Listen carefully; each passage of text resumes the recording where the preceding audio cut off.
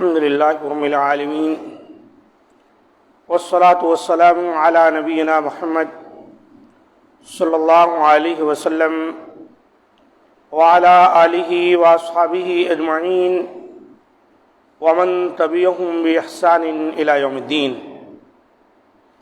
قال الله عز وجل: أعوذ بالله السميع العليم من الشيطان الرجيم من همزه ونفخه ونفثه. بسم الله الرحمن الرحيم.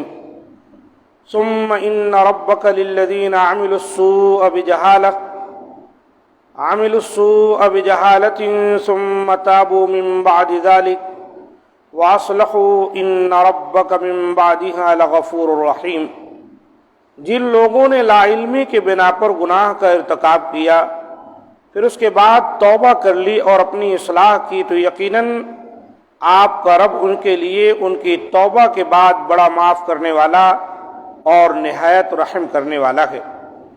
سورۃ النحل کی آیت نمبر 119 ہے.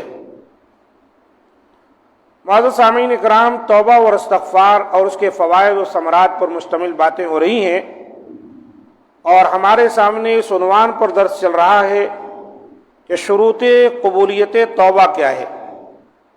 یعنی اگر کوئی شخص توبہ کرنا چاہتا ہے تو توبہ کی مقبولیت کے لیے وہ کون کون سی شرطیں ہیں جن کا پورا کرنا ایک تائب کے لیے ضروری ہے، جب کہیں جا کر اس کی توبہ اللہ کے دربار میں قبول ہوگی.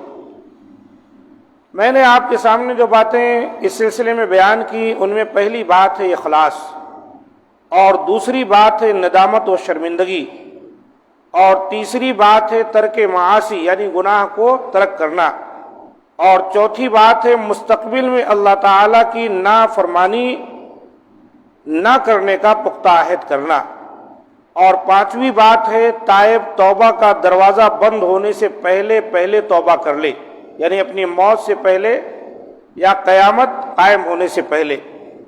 اور اس سلسلے کی چھٹی بات یہ ہے کہ حقوق العباد کی ادائیگی. اگر گناہ کا تعلق بندوں سے ہے تو ان کے جو حقوق ہیں ان کو ادا کرے. تو بات یہ چل رہی تھی کہ ایک انسان کو چاہیے، بالخصوص جو مسلمان ہے، کہ ترک معاصی اختیار کرے، اور اصلاح نفس توبہ صادقہ کی بنیادی شرط ہے. یعنی گناہ کو چھوڑنا اور اپنے نفس کی اصلاح کرنا ایک سچی توبہ کی بنیادی شرط ہے. اسی لیے فضیل بن عیاض رحمہ اللہ ترک معاصی کے بغیر استغفار کو کذابین یعنی جھوٹوں کی توبہ قرار دیتے تھے. کہتے تھے جو گناہ کو نہ چھوڑے اور توبہ اور استغفار کرتا جائے یہ جھوٹا ہے، کذاب ہے. اور کہا کرتے تھے استغفار بلا اقلاع توبہ الکذابین، گناہ چھوڑے بغیر استغفار کرنا جھوٹوں کی توبہ ہے. استغفار بلا اقلاع توبۃ الکذابین یعنی بغیر گناہ کو چھوڑے استغفار یہ جھوٹوں کی توبہ ہے. اب چوتھی بات جو بیان ہونے والی ہے کہ مستقبل میں اللہ تعالیٰ کی نافرمانی نہ کرنے کا پختہ عہد کرنا، یعنی تائب توبہ کرتے ہوئے بارگاہ الہی میں اس بات کا پختہ عہد کرے کہ وہ مستقبل میں ان گناہوں کا ارتکاب نہیں کرے گا. نہ صرف وہ پختہ عہد کرے بلکہ وہ اس پر اللہ تعالیٰ سے مدد بھی طلب کرے، کیونکہ اس کی توفیق کے بغیر وہ کسی برائی سے بچ نہیں سکتا. اس لیے نبی کریم صلی اللہ علیہ وسلم یہ دعا کیا کرتے تھے: اللہم انی اسألک فعل الخیرات وترک المنکرات وحب المساکین وان تغفر لی وترحمنی وَإِذَا أَرَدْتَ فِتْنَةَ قَوْمٍ فَتَوَفَّنِي غَيْرَ مَفْتُونٍ أَسْأَلُكَ حُبَّكَ وَحُبَّ مَنْ يُحِبُّكَ وَحُبَّ عَمَلٍ يُقَرِّبُنِي إِلَى حُبِّكَ. ترمذی شریف کی حدیث ہے، صحیح ہے کہ اللہ میں تجھ سے سوال کرتا ہوں کہ تو مجھے نیکیاں کرنے، برائیاں چھوڑنے اور مسکینوں سے محبت کرنے کی توفیق دے، اور تجھے معاف فرما اور مجھ پر رحم کرنا، اور جب تو لوگوں کو کسی آزمائش میں مبتلا کرنا چاہے تو مجھے اس سے بچاتے ہوئے فوت کر دینا. میں تجھ سے تیری محبت، تجھ سے محبت کرنے والوں سے محبت اور تیری محبت کے قریب کرنے والے عمل کی محبت کا سوال کرتا ہوں۔ اسألک حبک وحب من یحبک وحب عمل یقربنی الی حبک۔ کتنی پیاری دعا ہے کہ اللہ میں تیری محبت، تجھ سے محبت کرنے والوں سے محبت اور تیری محبت کے قریب کرنے والے عمل کی محبت کا سوال کرتا ہوں۔ تو بندہ جو ہے گناہ کو جو چھوڑ دیا ہے، اللہ کی نافرمانی آئندہ نہیں کرے گا، پختہ عزم کر رہا ہے، تو ساتھ ساتھ دعائیں بھی اللہ تعالیٰ سے کرتا رہے، کیونکہ جب تک اللہ تعالیٰ کی مدد شامل حال نہ ہوگی تب تک وہ کسی گناہ سے بچ نہیں سکتا ہے۔ اسی طرح تائب یعنی توبہ کرنے والا توبہ کا دروازہ بند ہونے سے پہلے پہلے توبہ کر لے۔ معنی کیا ہے؟ کسی مسلمان سے جیسے ہی گناہ سرزد ہو تو وہ فوراً اللہ تعالیٰ کی طرف رجوع کرے، اس سے معافی طلب کرے اور توبہ کو مؤخر نہ کرے، کیونکہ کسی انسان کے پاس کوئی گارنٹی نہیں کہ وہ کب تک زندہ رہے گا، اور چونکہ اس کی موت کسی بھی لمحے میں واقع ہو سکتی ہے، اس لیے اسے موت سے اور اللہ کے عذاب سے ڈرتے ہوئے فوراً توبہ کرنی چاہیے۔ کہیں ایسا نہ ہو کہ وہ اس وقت توبہ کرے جب اس کا دروازہ ہی اس کے لیے بند ہو جائے اور تب اللہ تعالیٰ اس کی توبہ کو رد کر دے۔ نبی کریم صلی اللہ علیہ وسلم کا ارشاد ہے، ان اللہ لا يقبل توبۃ العبد ما لم یغرغر۔ بے شک اللہ تعالیٰ بندے کی توبہ اس کی روح حلق میں اٹکنے سے پہلے تک قبول کرتا ہے۔ ترمذی شریف کی حدیث ہے، وصححہ الالبانی۔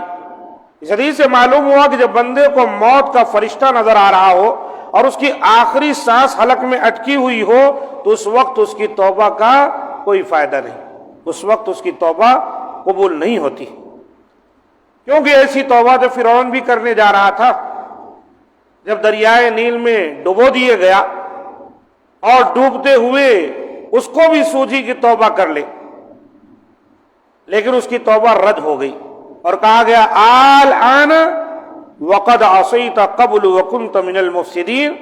اب ایمان لاتے ہو، یعنی ایمان لا کر توبہ کر کے بنی اسرائیل کے رب پر یقین کرنا چاہتے ہو، اب جبکہ تم اس سے پہلے نافرمانی کرتے رہے اور تم فساد برپا کرنے والوں میں سے تھے۔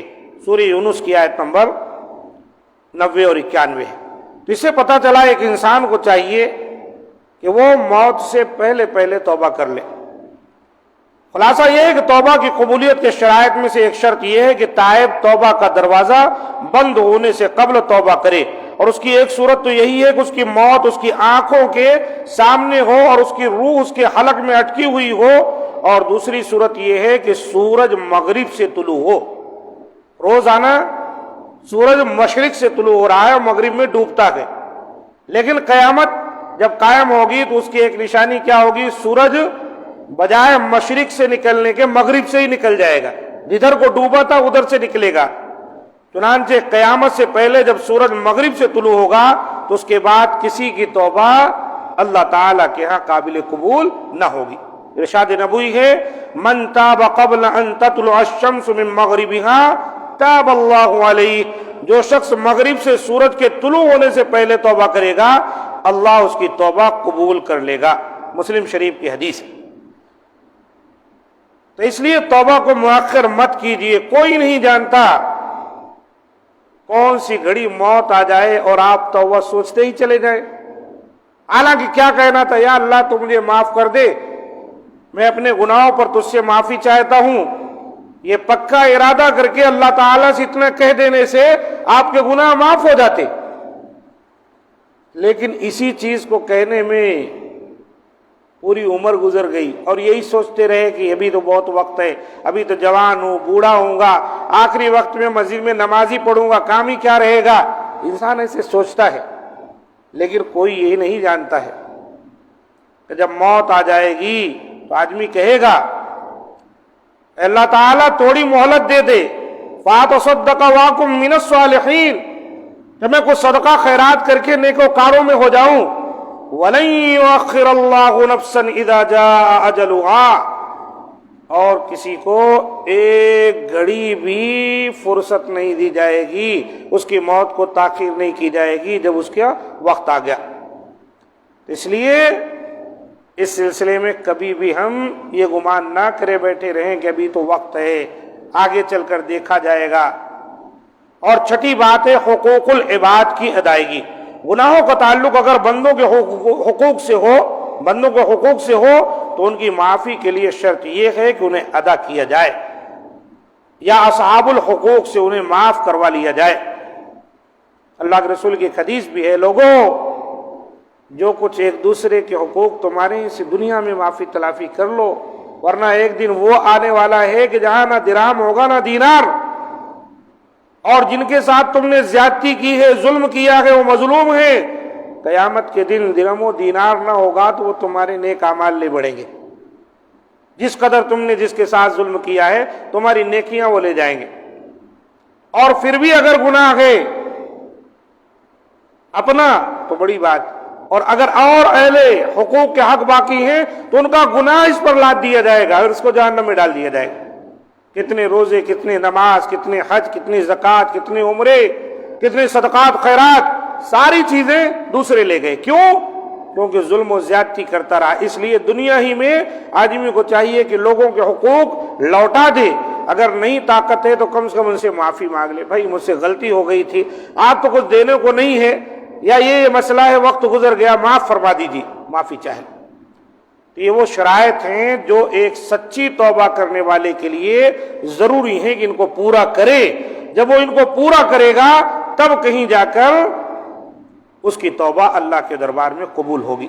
اللہ تعالیٰ سے دعا ہے کہ مولا کریم ہم تمام کو سچی توبہ نصیب فرمائے، گناہوں سے محفوظ رکھے اور ہمیں توبہ کی توفیق دے، اور ہمارے گناہوں کو اللہ تعالیٰ محض اپنے فضل و کرم سے بخش دے، یقیناً وہی بخشنے والا ہے۔